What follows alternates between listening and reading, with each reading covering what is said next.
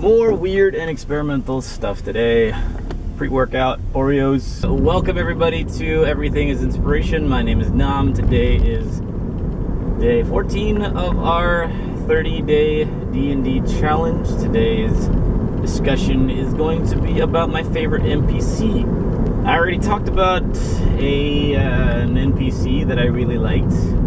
I'd love to be able to play Truhan someday, but I really like this guy that keeps popping up in various different forms, just sort of out of my ass. It's always a gnome in all the games that I've played that appears in various different forms. And the first time he showed up, his name was Masley. And this happened as a result of things going a little off the rails. I had started Arena and Velki, or Amanda and Mia's character, in a prison because I thought it'd be interesting to see them break out. And once they got outside, they got set up in the sort of traditional metropolis square.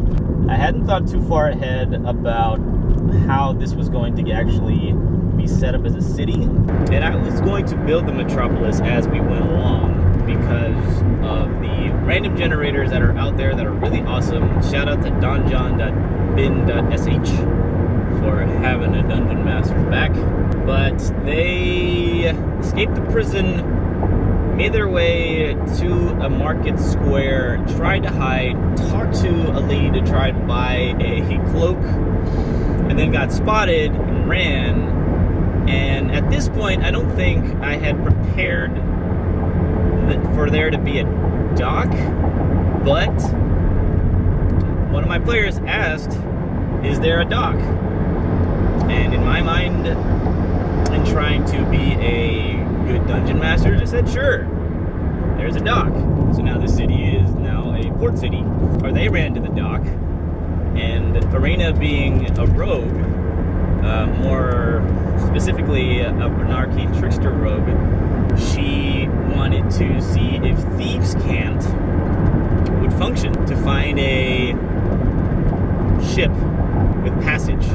And I thought, wow, that's really clever.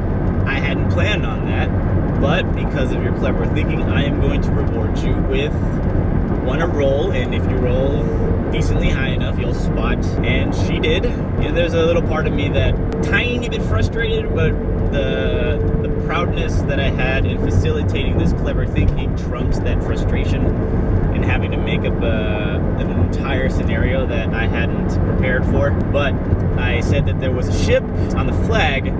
There was an encrypted sort of symbol that represented something that said sanctuary in Thieves' Cant. And she and Velki ran to the ship, and in my mind I needed a captain, and this gnome battle master that I had prepared just leaked out because I thought it would be interesting and funny to have a captain of a ship that's not typically a big sized person but has a command.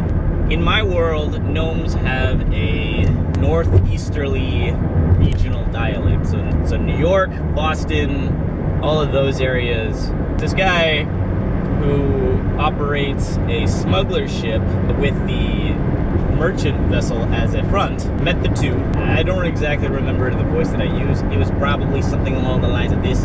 And boarded my ship.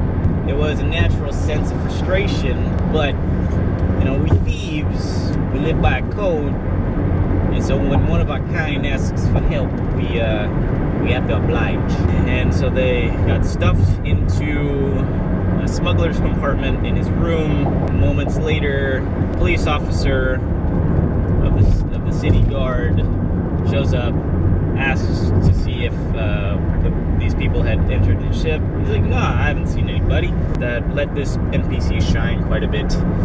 He had dual pistols. He was a battle master, so he would shout orders and use his ranged attacks to help his crew because he's a leader.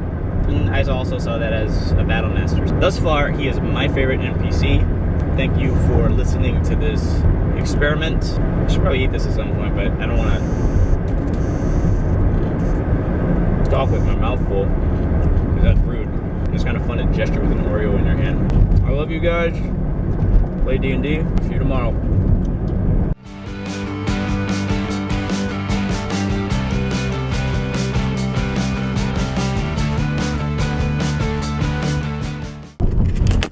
Enough though.